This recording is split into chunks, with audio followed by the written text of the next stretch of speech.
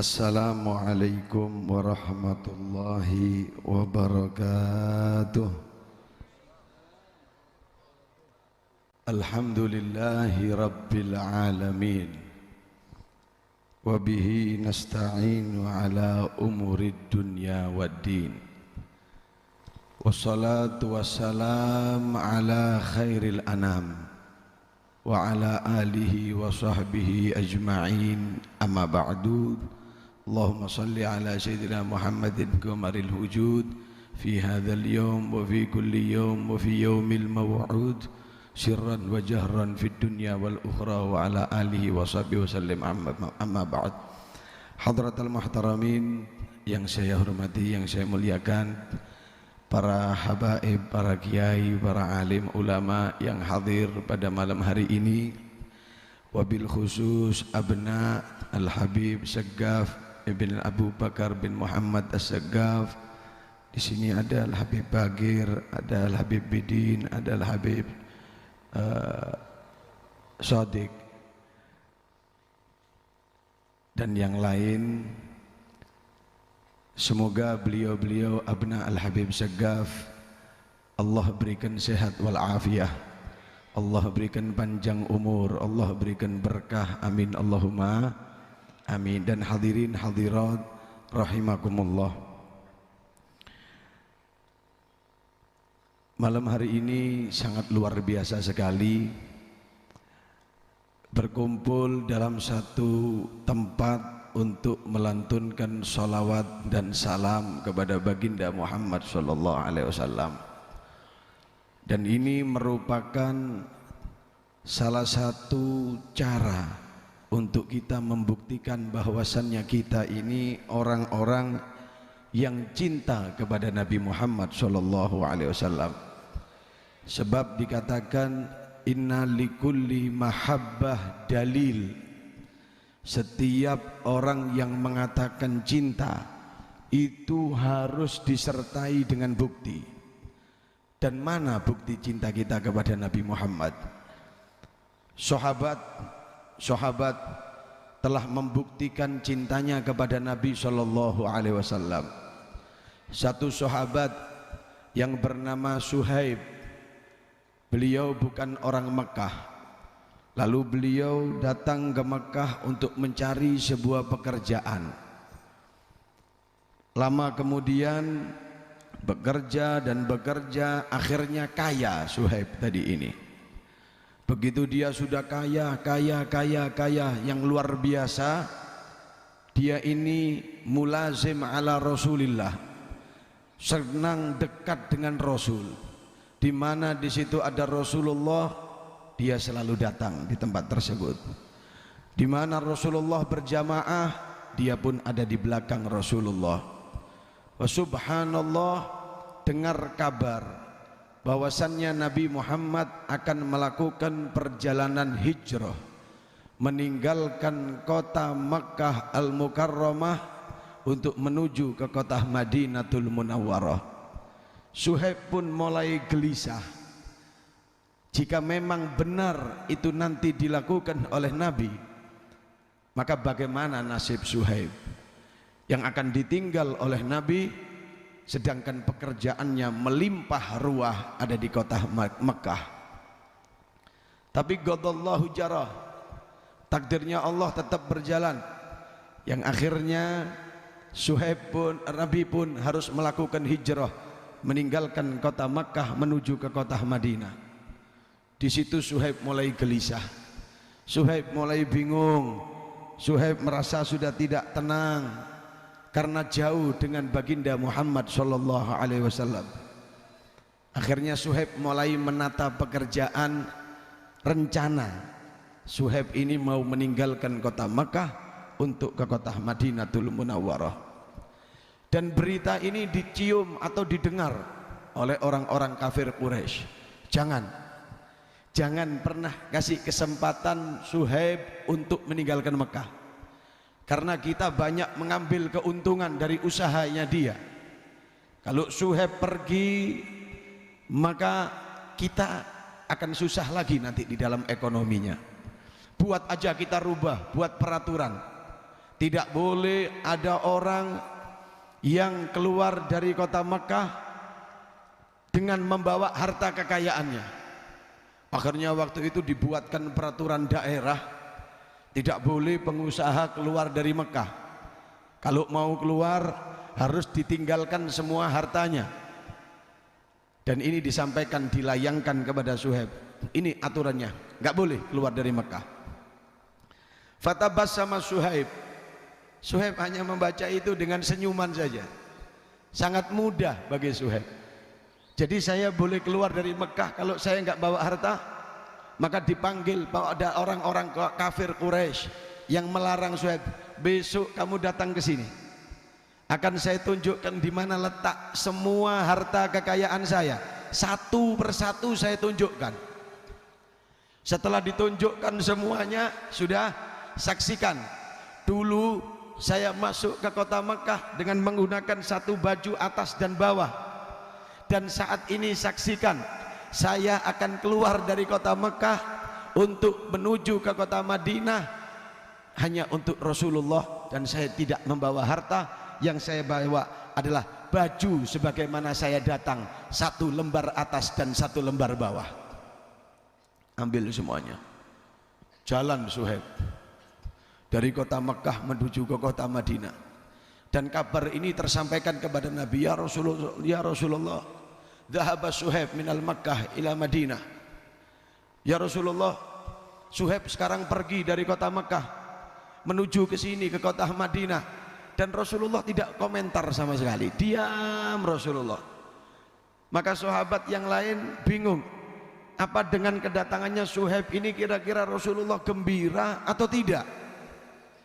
Karena setiap disebutkan nama Suhaib, Rasulullah tidak komentar. Walhasil waktu berjalan beberapa bulan sampai Suhaib di kota Madinatul Munawwarah. Maka Suhaib bertanya, aina Rasulullah? Di mana Rasulullah sekarang? Dikatakan itu ada di rumahnya salah satu sahabat. Fadhahaba Suhaib ilaih. Suhaib pergi menghampiri Rasulullah, bersimpuh di depan Rasulullah, memegang tangan Rasulullah dengan tetesan air mata rindu yang dikeluarkan oleh Suhaib. Fasubhanallah, keluar dari lisan mulia Nabi Muhammad ucapan untuk Suhaib, seorang yang telah membuktikan cintanya kepada Rasulullah. Tarakah dunia li ajli Sayyidina Muhammad. Dunia ditinggal hanya untuk mengejar Nabi Muhammad. Maka setelah pembuktian itu Rasulullah mengatakan, Rabihas Suhaib, Rabihas Suhaib, Rabihas Suhaib, sambil diletakkan tangannya di punggung Suhaib. Untung kamu Suhaib, beruntung kamu Suhaib, beruntung kamu Suhaib.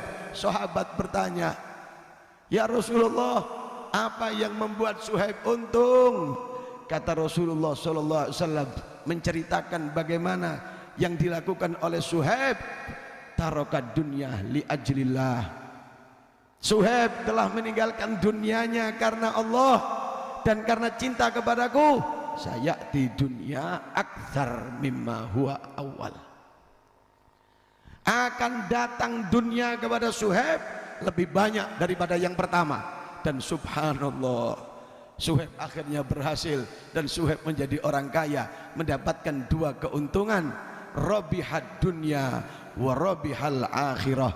Bahagia hidupnya di dunia dan bahagia hidupnya Suhaib di akhirat. Lah kita ini dan banyak sahabat yang sangat luar biasa pengorbanan untuk Rasulullah. Satu lagi, putrinya Rasulullah. Belum lagi nanti kalau diceritakan bagaimana istrinya Rasulullah. Istri Rasulullah sajalah, Sayyidatuna Khadijah. Ini istri bukan sekedar cinta tapi berkorban untuk suami.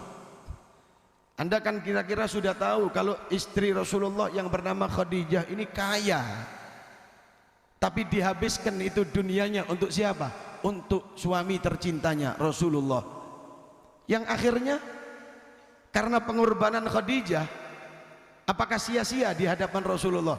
Kalau ada orang yang berkorban untuk Rasulullah, apakah tidak mendapatkan ganti? Enggak, pasti ada gantinya. Apa gantinya? Waktu jenazahnya Sayyidatuna Khadijah, kain kafan enggak cukup. Kalau ditutup ke bawah, atas kebuka. Saking melarati, Pak. Kalau ditutup di atas, kakinya Siti Khadijah kelihatan. Apa yang terjadi? Dikasih oleh Rasulullah surbannya Rasulullah untuk menutup jenazahnya Siti Khadijah, dan Rasulullah mengatakan, Khadijah ma'i fil jannah. Ini Khadijah nanti bersama aku di dalam surganya Allah Subhanahu wa taala.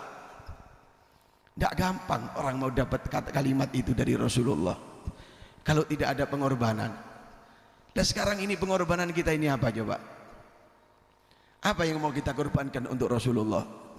Hadirin, tidak usah panjang lebar. Yang paling penting pengorbanan kita saat ini, kita ambil beberapa poin saja.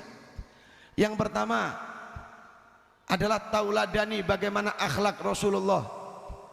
Ayo kita berkorban untuk meninggalkan akhlak adz-dzamimah ila akhlakil mahmudah. Kita berjuang melawan nafsu.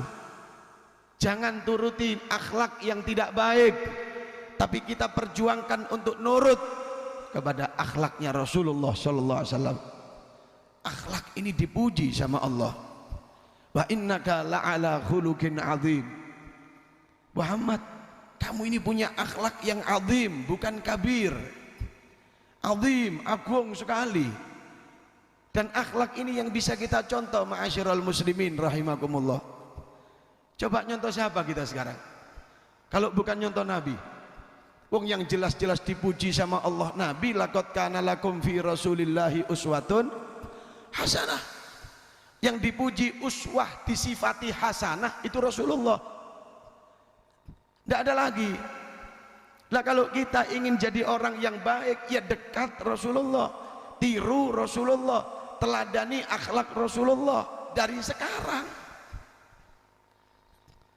Tujuannya pengajian, tujuannya maulid untuk mentelaah bagaimana sih akhlaknya Rasulullah sallallahu alaihi wasallam. Akhlak ini kalau cara gampangnya aturan lah. Kita ini tolong hidupkan aturannya Rasulullah. Yang kecil-kecil aja, nggak usah yang besar-besar. Bagaimana aturan masuk rumah? Bagaimana aturan kalau kita ketemu dengan keluarga kita? Bagaimana aturan Nabi kalau makan? Bagaimana Nabi kalau masuk kamar mandi? Bagaimana Nabi kalau keluar kamar mandi, kaki yang sebelah mana? Ini perlu untuk kita pelajari dan ini perlu untuk kita terapkan, ma'asyiral muslimin. Hadirin rahimakumullah. Bukti yang kedua yang harus kita perjuangkan adalah ilmunya Rasulullah. Harus kita hidupkan. Ihya min syariati Rasulillah. Kalau enggak kita yang menghidupkan ilmunya Nabi, siapa coba nanti? Akhirnya yang ngambil orang luar. Gampang-gampangannya lagi, yang ngambil nanti bukan orang ahli sunnah wal jamaah. Kita ini, orang-orang ini harus punya ilmunya Rasulullah, sehingga kita tidak gampang dibodoh-bodohi oleh orang-orang di sana, sehingga kita tidak gampang terombang-ambing. Orang kalau punya ilmu mantap hidupnya, dia tidak akan terambang-ambing ke kanan, ya ke kiri, ya terbuang ombak, ya terangkat angin. Enggak, karena dia punya ilmu. Tapi kalau enggak punya ilmu, apa jadinya? Saya kasih contoh sedikit. Ada satu pengajian dulu di luar kota. Alhasil saya waktu itu mau pergi, akhirnya mau ke kamar mandi. Di tengah perjalanan saya mau ke kamar mandi, ada masjid, saya numpang masjid. Ke kamar mandi, saya sholat di situ. Kebetulan di situ ada pengajian. Akhirnya saya duduk sebentar, saya mendengarkan begitu. Si pemateri ini menerangkan begini. Anda ini tahu enggak kira-kira di mana Allah? Bagaimana Anda menyembah kalau Anda enggak tahu di mana Allah? Kalau Anda menyembah, Anda ini enggak tahu di mana Allah, lalu apa yang Anda sembah? Itu diulas sama dia. diulas. Anda tahu buyar dari pengajian itu apa yang terjadi? Buyang dari itu dia mengatakan, iya ya, berarti selama ini kita beribadah ini Allahnya kita tidak jelas di mana adanya ya. Loh, kalau orang sudah berpikiran ini Allah tidak jelas di mana adanya, kufur loh. Dia bisa keluar dari Islam itu. Dia terombang-ambing. Karena apa? Karena tidak punya ilmu. Ini dulu di Puspo. Di Puspo agak naik, entah desa apa waktu itu lupa. Sekali mengadakan bakti sosial, keluar dari Islam 35 orang. Sekali mengadakan bakti sosial non muslim, orang Islam langsung pindah agama 35 Islam. Iki Abibidin Azahir keliling nang dindi nemu wong loro kadang-kadang si Pak. Pengajian ngalor ngidul ono sing gawe pengajian sing ngamuk tok, mulai setel Bismillahirrahmanirrahim. Neraka haram, neraka haram. Kalau sing Islam bas kadang-kadang. Ono sing critane surga tok. Ngotot pengajian. Kita mendapatkan orang masuk Islam satu loh, syukur alhamdulillah. Ini bakti sosial, sekali mengadakan acara 35 orang Islam yang keluar langsung. Apa sebabnya? Tidak paham ilmu, Pak. Oleh karena itu ilmunya Nabi mulai sekarang harus kita hidupkan. Nih anak-anak kita, alhamdulillah tadi diumumkan sama Habib Sodik Az-Zahir, ada pondok pesantrennya, ada sekolahannya. Coba kurang apa? Mau ditaruh mana anak-anak kita? Mau ditaruh sekolah yang di luar-luar sana? Aman tak kira-kira? Bagaimana nanti nasibnya? Taruh pondok yang benar, sekolahkan ilmu agama, biar ngerti bagaimana syariatnya Rasulullah. Itu namanya Anda berjuang untuk Rasulullah. Hadirin rahimakumullah.